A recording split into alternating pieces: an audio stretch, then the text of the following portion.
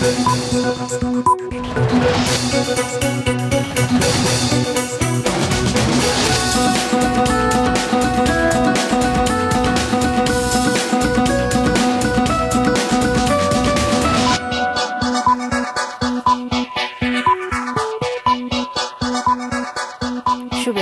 সবাইকে স্বাগত সন্ধ্যার মাছরাঙা সংবাদে। সঙ্গে আছি আমি ইবতিসাম নাসিম নূর। শুরুতেই গার্ডিয়ান লাইফ ইন্স্যুরেন্স সংবাদ শিরোনাম। দুর্নীতির বিরুদ্ধে লড়াইয়ে আপন পর কাউকে ছাড় দেওয়া হবে না বলেছেন প্রধানমন্ত্রী শেখ হাসিনা। চীন সফর নিয়ে সংবাদ সম্মেলনে এক প্রশ্নের জবাবে তিনি আরও বলেন, সরকারি চাকরিতে প্রশ্ন ফাঁসের সূচনা বিএনপির আমলে হয়েছিল। এর সুবিধা যারা নিয়েছে তাদের বের করা হবে। কোটার বিষয়টি আদালত ফয়সালা করবে বলেন তিনি। এদিকে কোটা সংস্কারের দাবি মেনে নিয়ে দৃশ্যমান পদক্ষেপ নিতে 24 ঘন্টার আলটিমেটাম দিয়েছেন আন্দোলনকারীরা। দুপুরে বঙ্গভবনে রাষ্ট্রপতির কাছে দেওয়া স্মারকলিপিতে এই দাবি জানান তারা।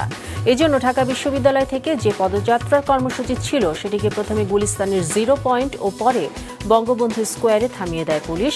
তাদের 16 প্রতিনিধি গিয়ে স্মারকলিপি জমা দেন এবং কানের উপর দিয়ে বেঁচে গেলেন সাবেক মার্কিন প্রেসিডেন্ট ডোনাল্ড ট্রাম্প। পেনসিলভেনিয়ার নির্বাচনী সভার কথা বলার সময় তার দিকে 3টি গুলি ছোড়া হয়। তিনি কানে আঘাত পেলেও নিহত হয় এক সমর্থক। পরে নিরাপত্তা বাহিনীর গুলিতে মারা যায় হামলাকারীও। ট্রাম্পের উপর হামলার নিন্দা জানিয়েছেন প্রেসিডেন্ট বাইডেন। শুনছিলেন শিরোনাম, এবার বিস্তারিত সংবাদ। আপন পর মানা হবে না, দুর্নীতির সাথে যেই জড়িত থাকবে তার বিরুদ্ধে ব্যবস্থা নেওয়া হবে বলে হুঁশিয়ারি দিয়েছেন প্রধানমন্ত্রী শেখ হাসিনা। বিকেলে গণভবনে চীন সফর পরবর্তী সংবাদ সম্মেলনে একথা বলেন তিনি। কোটার বিষয়টি আদালত ফয়সালা করবে উল্লেখ করে সরকার প্রধান স্পষ্টভাবে জানান, আদালতের রায়ের বিরুদ্ধে তার দাঁড়ানোর অধিকার নেই। চীনের প্রধানমন্ত্রী লি কিয়াংয়ের আমন্ত্রণে দেশটিতে সফর শেষে সেখান থেকে কি অর্জন হয়েছে তার বিস্তারিত জানাতে বিকালে গণভবনে সংবাদ সম্মেলন করেন প্রধানমন্ত্রী শেখ হাসিনা।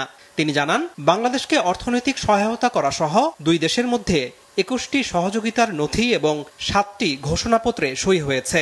এই সফরে কিছু অর্জন হয়নি, তাকে হেয় করার জন্য এমন বানোয়াট অভিযোগ করা হচ্ছে বলেন তিনি। চলমান কোটা বিরোধী আন্দোলন নিয়ে এক প্রশ্নের জবাবে প্রধানমন্ত্রী বলেন, বিষয়টি আদালত ফয়সালা করবে, আর আদালতের রায়ের বিরুদ্ধে তার দাঁড়ানোর অধিকার নেই। আদালতে যখন চলে গেছে, তার যখন রায় হয়েছে, তো সেই রায়ের বিরুদ্ধে এখন এই মুহূর্তে আমার তো দাঁড়ানোর কোনো অধিকার নাই। এটা তো আমার সংবিধানও বলে না, আমার পার্লামেন্টও বলে না, কার্যপ্রণালী বিধিও বলে না, কিছুই না। যতক্ষণ পর্যন্ত আদালত থেকে সমাধান না আসবে ততক্ষণ আমাদের এখানে কোনো কিছু করার থাকে না। এটা বাস্তবতা, এই বাস্তবতা তাদের মানতে হবে। আর যদি না মানে কিছু করার নাই, আর রাজপথে আন্দোলন করে আন্দোলন করতেই থাকবে, তবে কোনো ধ্বংসাত্মক কাজ করতে পারবে না। যতক্ষণ তারা শান্তিপূর্ণভাবে করে যাচ্ছে কেউ কিছু বলছে না। কিন্তু এর বাইরে যখন কিছু করবে, পুলিশের গায়ে হাত দেওয়া বা পুলিশের গাড়ি ভাঙা বা এভাবে আক্রমণ, এগুলি যদি করতে যায় তাহলে তখন তো আইন তার আপন গতিতে চলবে। সরকার প্রধান অভিযোগ করেন, প্রশ্ন ফাঁস শুরু হয় বিএনপির প্রতিষ্ঠাতা জিয়াউর রহমানের আমলে, যা বেগম খালেদা জিয়া আরও বিস্তৃত করেছিল। আওয়ামী লীগ সরকার নিয়ন্ত্রণে আনলেও 2018 সালের পর হঠাৎ করেই অনিয়ম বেড়ে যায়। তাই তা রোধ করা এবং দুর্নীতিবাজদের বিরুদ্ধে কঠোর অবস্থান বজায় রাখার ঘোষণা দেন প্রধানমন্ত্রী। খোঁজ করে বের করে আজকে ধরছি বলেই জানতে পারছেন, এতকাল তো জানতে পারেননি।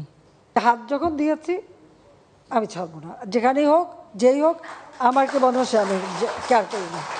আপন পর কোনো কিছু আমি জানি না, কাজেই যেখানেই পাবো আমি যখন জিরো টলারেন্স বলছি, জিরো টলারেন্স কি আমি সেটা করে ছাড়বো যতদূর পারি।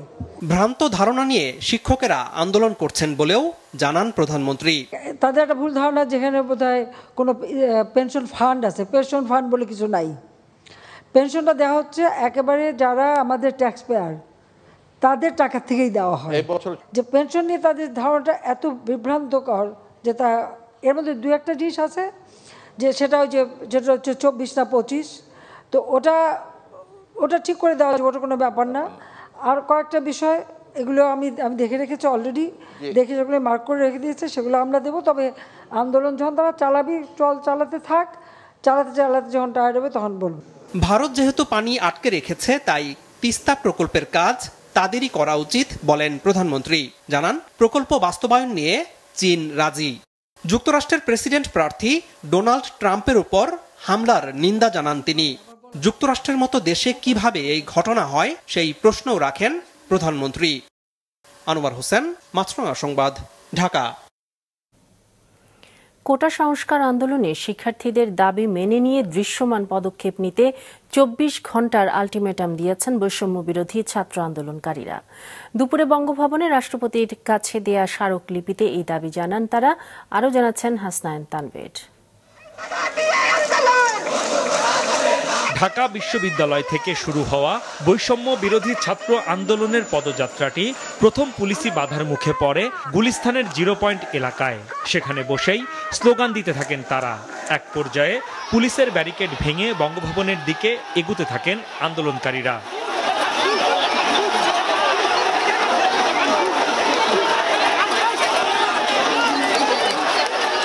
তবে বেশি দূর যেতে পারেননি মিছিলকারীরা। গুলিস্তানের বঙ্গবন্ধু স্কয়ারের সামনে ফের বাধা দেয় আগে থেকেই ব্যাপক প্রস্তুতি নিয়ে রাখা বিপুল সংখ্যক পুলিশ। এক দফা দাবিতে কোটা বিরোধী আন্দোলনকারীরা দুপুর 12টায় যে মিছিলটি বের করে সেটি নিয়ে তারা বিভিন্ন বাধা প্রতিবন্ধকতা পেরিয়ে দুপুর 2:30টার দিকে 12 সদস্যের একটি প্রতিনিধি দল নিয়ে এই বঙ্গভবনে যান স্মারকলিপি দিতে। প্রায় আধ ঘন্টা বৈঠক শেষে বঙ্গভবন থেকে বেরিয়ে আসে প্রতিনিধি দল। রাষ্ট্রপতির সামরিক সচিবের কাছে স্মারকলিপি তুলে দিয়ে এসে সাংবাদিকদের সাথে কথা বলেন বৈষম্য বিরোধী ছাত্র আন্দোলনের প্রতিনিধিরা। আগামী 24 ঘন্টার মধ্যে আমরা চাই সংসদে অধিবেশন ডেকে সেটার আইন পাশের জন্য কার্যকর ব্যবস্থা নেওয়া হোক অথবা অধিবেশন আহ্বান করা হোক। আমরা আগামী 24 ঘন্টার মধ্যে এই দৃশ্যমান পদক্ষেপ দেখতে চাই। মহামান্য রাষ্ট্রপতির তরফ থেকে এবং দায়িত্বশীল ব্যক্তিদের পক্ষ থেকে কি ধরনের বক্তব্য এবং পদক্ষেপ আসছে সেটি আমরা পর্যবেক্ষণ করে আমরা পরবর্তী আমাদের কর্মপরিকল্পনা ঠিক করব। এর আগে পূর্ব নির্ধারিত কর্মসূচি অনুযায়ী সকাল থেকেই ঢাকা বিশ্ববিদ্যালয়ের কেন্দ্রীয় লাইব্রেরির সামনে একে একে জড়ো হতে থাকেন শিক্ষার্থীরা। দুপুর 12টার পর ক্যাম্পাস থেকে বঙ্গভবনের উদ্দেশ্যে পদযাত্রা শুরু হয়। মহসিন হল, শাহবাগ মৎস্য ভবন হয়ে মিছিল নিয়ে এগোতে থাকেন আন্দোলনকারীরা।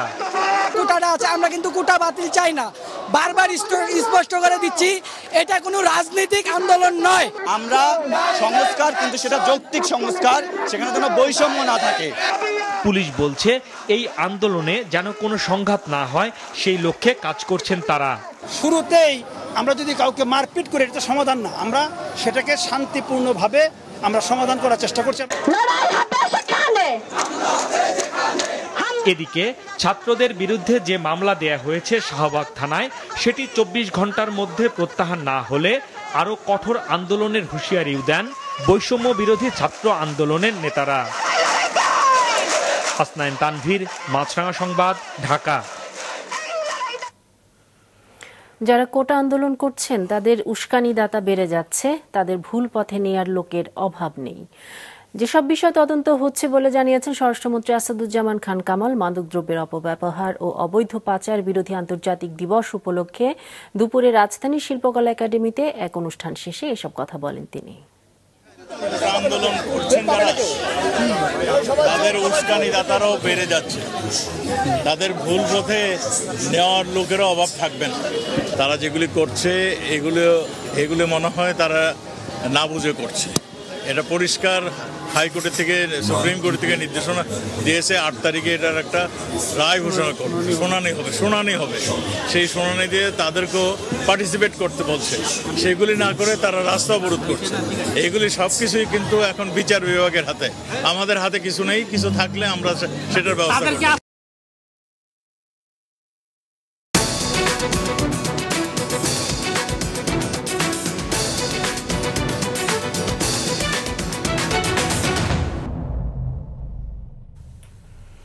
হামলার পরপরই নিরাপত্তা বাহিনীর গুলিতে নিহত হয়েছেন যুক্তরাষ্ট্রের সাবেক প্রেসিডেন্ট ডোনাল্ড ট্রাম্পের সন্দেহভাজন হামলাকারী টমাস ম্যাথিউ ক্রুকস।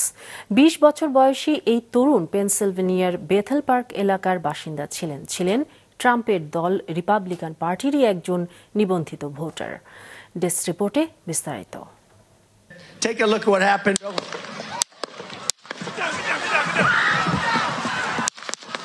বক্তব্য শুরুর 5 মিনিট পর আচমকা কানে হাত দিয়ে মঞ্চে বসে পড়েন ডোনাল্ড ট্রাম্প। যুক্তরাষ্ট্রের পেনসিলভানিয়ার একটি নির্বাচনী সভায় ভাষণ দেওয়ার সময় গুলি ছোড়া হয় তাকে লক্ষ্য করে। পরপর 3টি গুলির শব্দ শোনা যায়।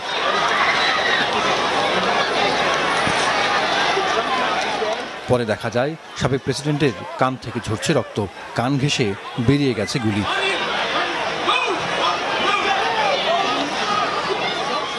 মঞ্চের সামনে জড়ো ছিলেন প্রচুর সমর্থক। গুলির ঘটনায় সকলের চোখে মুখে তখন আতঙ্কের ছাপ। পাশের ভবনের ছাদ থেকে এ হামলা, বন্দুকধারীকে সেখানেই গুলি করে নিরাপত্তা কর্মীরা। হোয়াইট হাউসের তরফে জানানো হয় হামলাকারী নিহত হয়েছে। হামলাকারীর নাম থমাস ম্যাথু ক্রুকস, বয়স 20 বছর। সে পেনসিলভানিয়া অঙ্গরাজ্যেরই বেথেল পার্ক এলাকার বাসিন্দা। ট্রাম্পকে হত্যার উদ্দেশ্যেই এ হামলা জানিয়েছে FBI। পাশাপাশি এই ঘটনায় সভায় উপস্থিত এক দর্শকও প্রাণ হারিয়েছেন। আকস্মিক আঘাতে কিছুটা যেন থতমত খেয়ে গিয়েছিলেন ট্রাম্পও। ততক্ষণে ছুটে গেছেন নিরাপত্তারক্ষীরা। বেশ কিছুক্ষণ সেখানে বসেছিলেন ট্রাম্প। আস্তে আস্তে ধরে তোলা হলে উঠে দাঁড়ান 78 বছর বয়সী ট্রাম্প। চিকিৎসার জন্য যখন মঞ্চ ছাড়েন তখন স্লোগান দিতে শুরু করেন। ডান হাতের মুষ্টি শক্ত করে উপরের দিকে ছুড়ে দিয়ে তাকে বলতে শোনা যায়, ফাইট ফাইট। পরে এক বার্তায় নিজেই জানান গুলিতে ডান কানের উপরে চামড়া চিরে গেছে। আগামী 5 নভেম্বর মার্কিন প্রেসিডেন্ট নির্বাচন। বিরোধী দল রিপাবলিকান পার্টির প্রেসিডেন্ট পদপ্রার্থী ট্রাম্প তার প্রচারেই সভা করছিলেন পেনসিলভানিয়ায়। সেখানে বন্দুক হামলা, যার নিন্দা জানিয়েছেন বর্তমান প্রেসিডেন্ট ও আসন্ন নির্বাচনে প্রেসিডেন্ট পদপ্রার্থী জো বাইডেনও। জাহিদুর রহমান, মাছরাঙা নিউজ ডেস্ক। রপ্তানি আরও বাড়াতে নতুন নতুন বাজার খোঁজার পাশাপাশি পণ্য উৎপাদনে বৈচিত্র্য আনতে ব্যবসায়ীদের প্রতি আহ্বান জানিয়েছেন প্রধানমন্ত্রী। সকালে ওসমানী মিলনায়তনে 2021-22 অর্থ বছরের জাতীয় রপ্তানি ট্রফি প্রদান অনুষ্ঠানে প্রধানমন্ত্রী জানান, অর্থনৈতিক কূটনীতির উপর জোর দিচ্ছে সরকার। ওই অর্থ বছরে 29টি খাতে পণ্য রপ্তানির জন্য 76টি প্রতিষ্ঠান ও ব্যক্তি পেয়েছেন স্বর্ণ, রৌপ্য ও ব্রোঞ্জ পদক। এছাড়া ওই বছর সবচেয়ে ভালো করায় বঙ্গবন্ধু শেখ মুজিব রপ্তানি পদক পেয়েছে হামিম গ্রুপের রিফাত গার্মেন্টস। তাদের হাতে পদক তুলে দেন প্রধানমন্ত্রী। সীমিত কয়েকটি পণ্যের উপর নির্ভরশীল না থেকে এ খাতে বৈচিত্র্য ও নতুন পণ্য রপ্তানিতে জোর দেওয়ার আহ্বান জানান তিনি। বলেন, বাণিজ্য সম্প্রসারণ, অর্থনৈতিক উন্নয়ন ও দেশের অগ্রগতির জন্য অর্থনৈতিক কূটনীতিতে জোর দিতে বিদেশে বাংলাদেশের দূতাবাসগুলো নির্দেশ দেওয়া হয়েছে।